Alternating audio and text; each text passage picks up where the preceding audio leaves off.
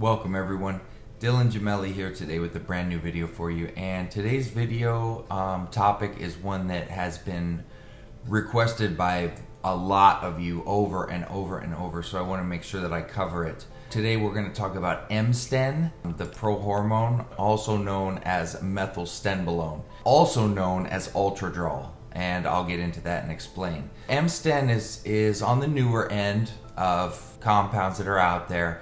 It came out in 2011. It was brought to us by Anabolic Labs in the form of Ultradrol, but that is M Sten. It's the same thing, same concept. Several products in the past claimed to use it, but a lot of lab testing actually showed that it was really only containing Superdrol, and that was apparent with the side effects and just in general results, which are quite similar, but there was definitely some discrepancies there, and that came to light. But M Sten doesn't convert to estrogen whatsoever. It doesn't have any affinity for the progesterone receptor either.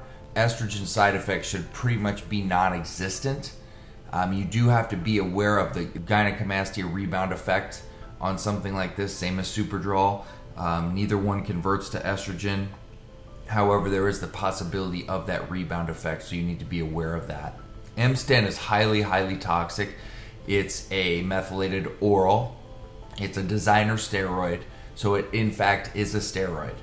A lot of reports show it to be less toxic than Superdrol, which definitely holds true to a sense, but don't kid yourself, it's still very, very toxic. It's not to be taken lightly whatsoever. It's very toxic to the liver especially. It's more potent than many other pro-hormones that are out there. Pretty much everything. Epistane, Helidrol, M14AD. It's stronger than all of these, which makes it more toxic. Superdrol is probably the only one that I would call more toxic. And that came in different forms of pro-hormones, which I will cover later. But many of you remember the pro-hormone Beastrol.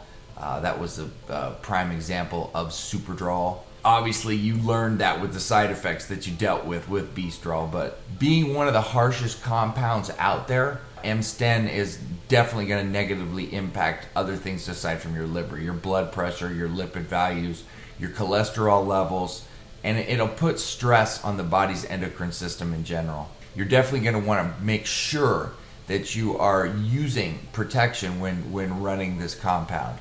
A good all-in-one protectant definitely is what would be advisable, but you can get each individual herb to protect yourself as well. It's just whatever you feel is more cost-effective or more beneficial to you or helpful. So just keep in mind that it is essential and it is imperative to protect yourself while using this. And you might even want to use some additional liver protection. You get an all-in-one protectant and then add TUDCA, for example, which will definitely be a huge benefit to protecting your liver. So just take it very serious because this is a highly, highly toxic. Okay, now it's a very strong compound, like I said, so it's better to start with a lower dose to kind of assess your tolerance. You should not exceed 4 weeks of use whatsoever. Do not exceed 4 weeks of use, period, plain and simple. Generally are going to start at 8 to 16 milligrams per day. On the upward to 24 for the more advanced user as the cycle goes on. I really don't know if I'd be exceeding 24, and that's even pushing it. A lot of people are going to find 16 to 18 milligrams per day to be their max, but don't go jumping in and starting there either. It's not going to be a smart idea, and you're not going to like what happens. Now, common side effects that you're going to see with this are, like I've covered, are the toxicity for sure, which could cause several different problems. The lethargy, fatigue, you could see some decreased libido and sexual function from the suppression, increased hair growth or possible increased hair shedding. You could see puffy or sensitive nipples.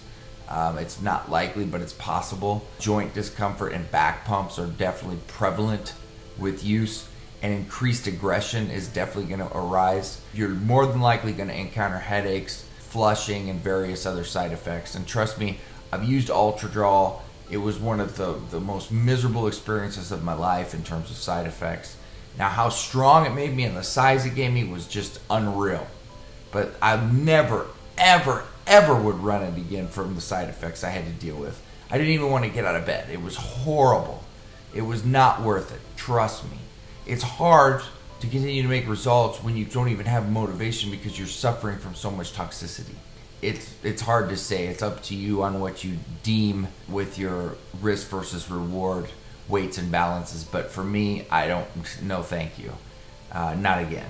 Now, the results, they're there. Trust me, they're there. If your diet and your training is locked in and you're on point with this, you can absolutely get up to 15 to 20 pounds on this, and a lot of it is keepable. Absolutely. But I'm telling you, it is a bitch of a cycle, and it is an experience that you will not like whatsoever. But like I said, the results are there. They are most definitely there. Full post-cycle therapy is needed, okay? This is highly toxic and it will suppress you. This is a full all-out designer steroid. Full PCT is needed. Complete, thorough, top to bottom. No skimping out on this.